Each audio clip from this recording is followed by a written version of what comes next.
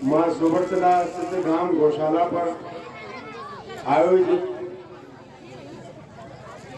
भागवत कथा के आयोजन ने एक बार फिर से ये साबित कर दिया कि ये नाम का सिद्ध धाम नहीं है, सच में सिद्ध धाम है। क्योंकि गुना शहर से इतनी दूर एकांत कोने पर कचरों के ढेरों के पास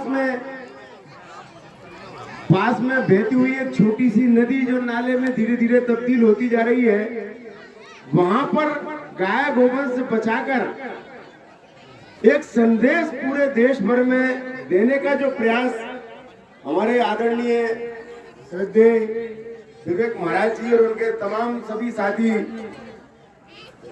जिस तरह से कर रहे हैं वो अनुकरणीय है। मतलब मैं तो यहाँ से 4 किलोमीटर दूर जयस्तंभ चौराहे पर रहता हूँ, कभी कल्पना नहीं की थी कि एक ऐसी जगह पर इस तरह के आयोजन, वो भी भव्य तरीके से।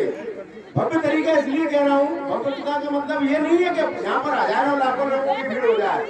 श्रद्धा से नतमस्तक होते हुए यहाँ तक आना, और इतनी ठंड में, सर्दी में, मैंने तो भरी बरसात में यहाँ पर लोगों को आते हुए देखा। ये चमत्कार ही है, हमारे उन तमाम सभी साथियों की मेहनत का प्रतिफल है कि यहाँ पर इस तरह से भागवत कथा का आयोजन हुआ। यहाँ सभी माता बहने बच्चे बड़े बूढ़े सभी लोगों का आना हुआ। जय सीताराम, जय हो। बल्ले बल्ले हो गई, बल्ले बल्ले। हमारे जो श्रद्धेय भागवत कथा वाचक महाराज जी है, उनके बारे में जानने के बाद तो मतलब दिमाग हिल गया कि कोई एक व्यक्ति 1108 भागवत कथा का संकल्प लेकर 70 के दशक से 30 साल वो 55 साल से लगातार अपने प्रण को पूरे देश भर में फलीभूत करने की दिशा में तो घूम रहे हैं। मैं तो एक बार उनको सुन रहा था कि कभी लूना से चले, कभी पैदल चले, कभी पेट्रोल खत्म हुआ, तब भी उन्होंने अपना ये कारोबार रोका नहीं और चलता रहा।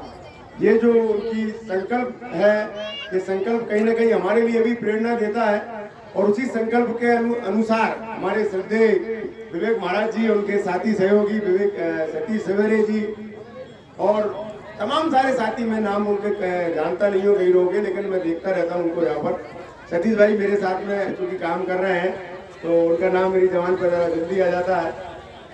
और लेकिन सभी साथी जो यहाँ पर मैं देख रहा हूँ बहुत ही मेहनत से लगे रहते हैं। महाराज जी का आग्रह था कि एक गाय के ऊपर गीत मैं सुना दूं। अब मेरे पास में गाय की खुशहाली का तो कोई गीत है नहीं है, क्योंकि हम लोगों की दिन रात दुर्दशा देख रहे हैं पूरे देश भर में। तो उस तकलीफ को ही मैंने कुछ शब्द देकर कुछ गीतों की रचना की है, कुछ नाटक लिखे हैं। 3 नाटक अभी तक मैं गाय के ऊपर तैयार कर चुका हूँ। एक नाटक है मैं गाय हूँ, जो आदरणीय गिरीश पंकज जी की एक गाय की आत्मकथा पर आधारित है, उन्हीं से मैंने लिखा है, उसको तैयार किया है। एक नाटक है कान्हा का राज आया, जिसमें बच्चों को हम जिस तरह से आज बाजार में जो छोटी मोटी चीजें खिला रहे हैं ना, 10-10 रुपए देकर जब बाजार में खाया, ये सब चीजें नुकसानदायक है। बाजार में आज जितनी भी चीजें आप 10 रुपए 5 रुपए की पैकेट में आ रही है, वो सारी की सारी नुकसानदायक है। तो कान्हा का राज में बच्चा मक्खन की जिद करता है कि मुझे मक्खन खाना है, तो मक्खन खाएगा तो मक्खन आएगा कहाँ से? तो मक्खन तो बिना गाय के नहीं आ सकता। उसी पे आधारित हमारा नाटक है कान्हा का राज आया। और एक नाटक है गाय और नंदी अदालत में हाजिर हो। ये नाटक मैंने अभी 7-8 बार कर चुका हूँ। गाय और गोवंश अदालत में हाजिर हो, इसको मैंने नए सिरे से लिखा है कि गाय और नंदी अदालत में हाजिर हो। ये नाटक भी हम पूरे देश भर में करना चाहते हैं, शहर भर में होगा।